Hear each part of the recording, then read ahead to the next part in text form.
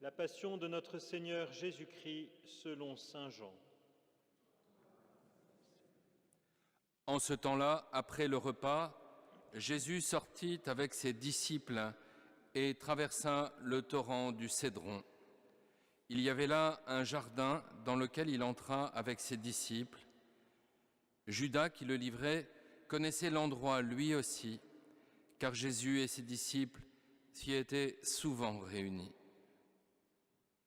Judas, avec un détachement de soldats, ainsi que des gardes envoyés par les grands prêtres et les pharisiens, arrivent à cet endroit. Ils avaient des lanternes, des torches et des armes. Alors Jésus, sachant tout ce qui allait lui arriver, s'avança et leur dit : « Qui cherchez-vous » Ils lui répondirent : « Jésus, le Nazaréen. » Il leur dit : « C'est moi, je le suis. » Judas, qui le livrait, se tenait avec eux. Quand Jésus leur répondit : « C'est moi, je le suis », ils reculèrent et ils tombèrent à terre. Il leur demanda de nouveau : « Qui cherchez-vous » Ils dirent : « Jésus, le Nazaréen. » Jésus répondit : « Je vous l'ai dit, c'est moi, je le suis. Si c'est bien moi que vous cherchez, ceux-là, laissez-les partir. » Ainsi s'accomplissait la parole qu'il avait dite : « Je n'ai perdu aucun de ceux que tu m'as donnés. » Or, Simon-Pierre avait une épée. Il la tira, frappa le serviteur du grand prêtre et lui coupa l'oreille droite. Le nom de ce serviteur était Malchus. Jésus dit à Pierre : « Remets ton épée au fourreau. La coupe que m'a donnée le Père, vais-je refuser de la boire ?» Alors la troupe, le commandant et les gardes juifs se saisirent de Jésus et le ligotèrent. Ils l'emmenèrent d'abord chez Anne, beau-père de Caïphe, qui était grand prêtre cette année-là. Caïphe était celui qui avait donné aux Juifs ce conseil : « Il vaut mieux qu'un seul homme meure pour le peuple. » Or Simon-Pierre, ainsi qu'un autre disciple, suivait Jésus.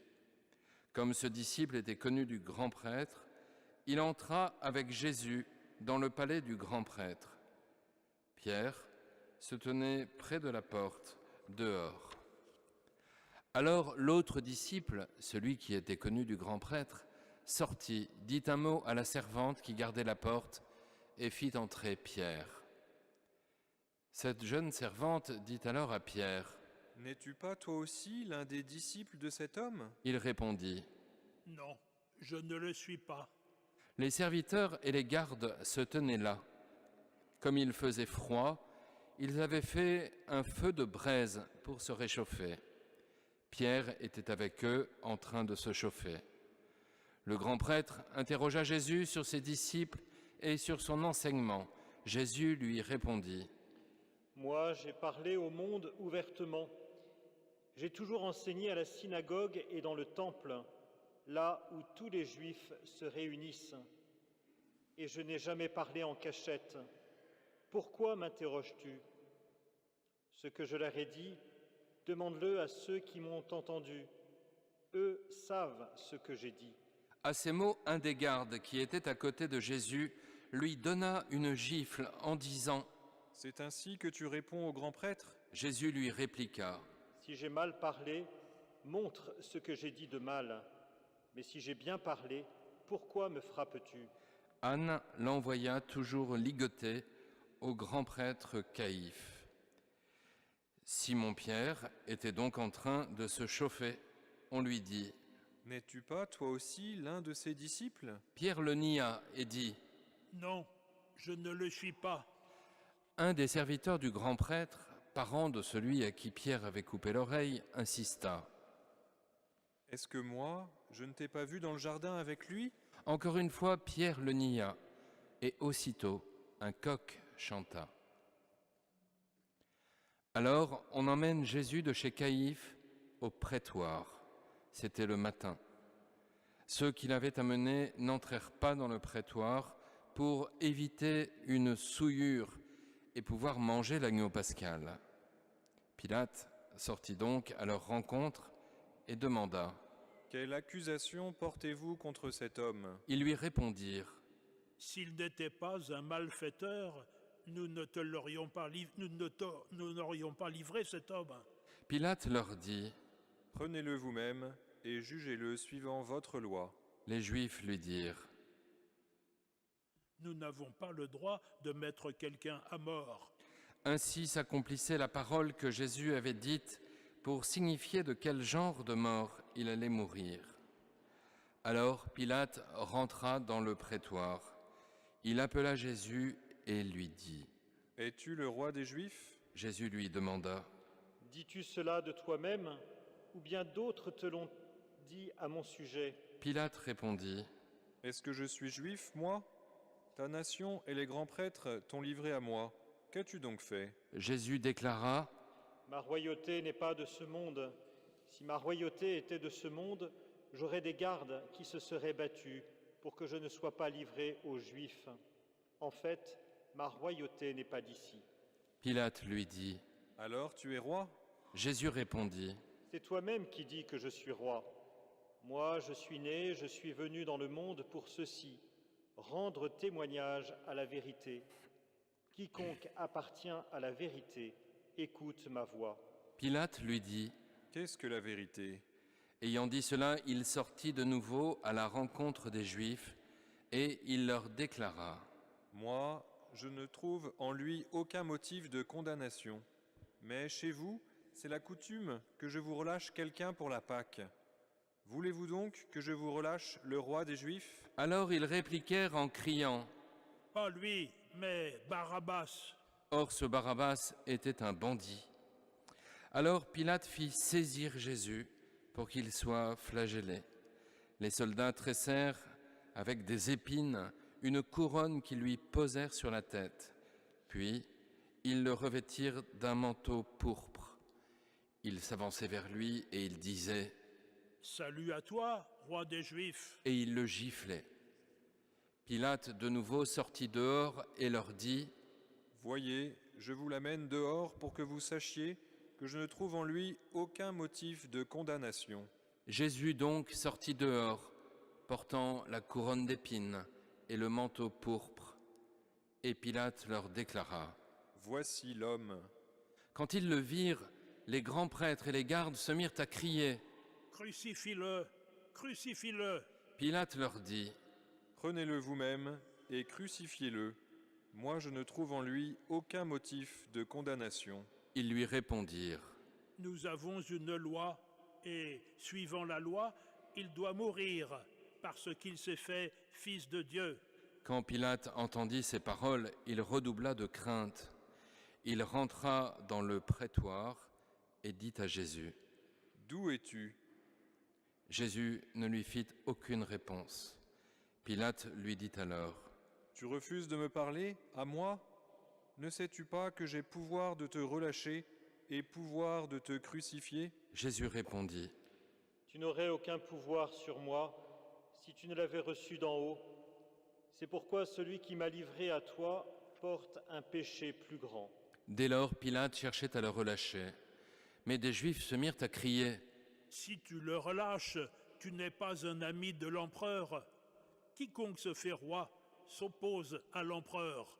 En entendant ces paroles, Pilate amena Jésus au dehors. Il le fit asseoir sur une estrade, au lieu dit le dallage, en hébreu Gabbatha. C'était le jour de la préparation de la Pâque, vers la 6e heure, environ midi. Pilate dit aux Juifs, Voici votre roi. alors ils crièrent. À mort, crucifie-le. Pilate leur dit, Vais-je crucifier votre roi ? les grands prêtres répondirent. Nous n'avons pas d'autre roi que l'empereur. Alors, il leur livra Jésus pour qu'il soit crucifié. Ils se saisirent de Jésus et lui-même, portant sa croix, sortit en direction du lieu dit le crâne ou calvaire, qui se dit en hébreu Golgotha. C'est là qu'ils le crucifièrent et 2 autres avec lui, un de chaque côté et Jésus au milieu. Pilate avait rédigé un écriteau qu'il fit placer sur la croix. Il était écrit « Jésus le Nazaréen, roi des Juifs ». Beaucoup de Juifs lurent cet écriteau parce que l'endroit où l'on avait crucifié Jésus était proche de la ville et que c'était écrit en hébreu, en latin et en grec. Alors les grands prêtres des Juifs dirent à Pilate « N'écris pas « roi des Juifs », mais cet homme a dit « Je suis le roi des Juifs ». Pilate répondit « Ce que j'ai écrit, je l'ai écrit. » Quand les soldats eurent crucifié Jésus, ils prirent ses habits. Ils en firent 4 parts, une pour chaque soldat. Ils prirent aussi la tunique. C'était une tunique sans couture, tissée tout d'une pièce, de haut en bas. Alors ils se dirent entre eux, « Ne la déchirons pas, désignons par le sort celui qui l'aura. » Ainsi s'accomplissait la parole de l'Écriture. Ils se sont partagés mes habits, ils ont tiré au sort mon vêtement. C'est bien ce que firent les soldats. Or, près de la croix de Jésus, se tenaient sa mère et la sœur de sa mère, Marie, femme de Cléophas, et Marie-Madeleine. Jésus, voyant sa mère, et près d'elle le disciple qu'il aimait, dit à sa mère, « Femme, voici ton fils. » Puis il dit au disciple, « Voici ta mère. » Et à partir de cette heure-là, le disciple l'a pris chez lui. Après cela, sachant que tout désormais était achevé, pour que l'Écriture s'accomplisse jusqu'au bout, Jésus dit, « J'ai soif. » Il y avait là un récipient plein d'une boisson vinaigrée. On fixa donc une éponge remplie de ce vinaigre à une branche d'hysope, et on l'approcha de sa bouche. Quand il eut pris le vinaigre, Jésus dit, « Tout est accompli. » Puis, inclinant la tête, il remit l'esprit.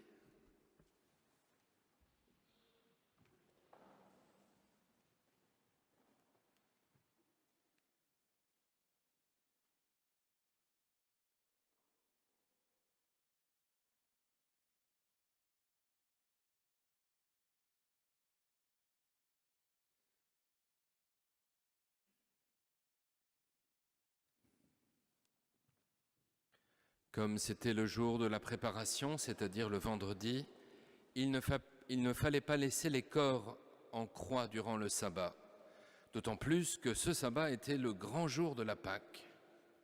Aussi les Juifs demandèrent à Pilate qu'on enlève les corps après leur avoir brisé les jambes. Les soldats allèrent donc briser les jambes du premier, puis de l'autre homme crucifié avec Jésus. Quand ils arrivèrent à Jésus, voyant qu'il était déjà mort, ils ne lui brisèrent pas les jambes. Mais un des soldats, avec sa lance, lui perça le côté. Et aussitôt, il en sortit du sang et de l'eau. Celui qui a vu rend témoignage, et son témoignage est véridique. Et celui-là sait qu'il dit vrai, afin que vous aussi, vous croyiez. Cela, en effet, arriva pour que s'accomplisse l'Écriture. Aucun de ces os ne sera brisé. Un autre passage de l'Écriture dit encore, « Ils lèveront les yeux vers celui qu'ils ont transpercé. » Après cela, Joseph d'Arimathie, qui était disciple de Jésus, mais en secret par crainte des Juifs, demanda à Pilate de pouvoir enlever le corps de Jésus. Et Pilate le permit. Joseph vint donc enlever le corps de Jésus. Nicodème, celui qui au début était venu trouver Jésus pendant la nuit, vint lui aussi. Il apportait un mélange de myrrhe et d'aloès, pesant environ 100 livres. Ils prirent donc le corps de Jésus, qu'ils lièrent de linge, en employant les aromates, selon la coutume juive, d'ensevelir les morts. À l'endroit où Jésus avait été crucifié, il y avait un jardin. Et dans ce jardin, un tombeau neuf, dans lequel on n'avait encore déposé personne, à cause de la préparation de la Pâque juive. Et comme ce tombeau était proche, c'est là qu'ils déposèrent Jésus. Acclamons la parole de Dieu. Louange à toi, Seigneur Jésus.